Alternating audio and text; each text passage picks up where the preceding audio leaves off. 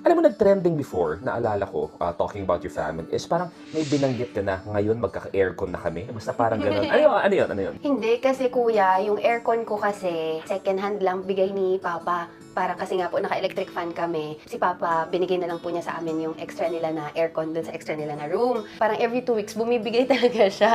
Pinansin ko po kung sa mga anak ko kung okay lang naman sila, nakakatulog naman po. Tapos, okay naman sila. Kaya lang po, nung nag-dirty linen na, tapos nalalock in kami, na-aircon ako, naiiyak ako sa gabi, kuya. Kasi syempre naka-aircon ako, tapos sila hindi.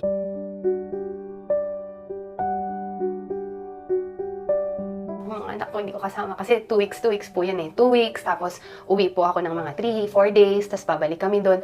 Naalala ko po bigla, sa tagal ng ilang buwan na kasi din naman, 1 year na rin yun na wala kaming aircon. Nakalimutan ko na yung ginawa, kuya. Hindi ko na rin naman siya hinanap-hanap, pero nung na-experience ko siya ulit, doon ko naiisip na yung mga anak ko na papawisin.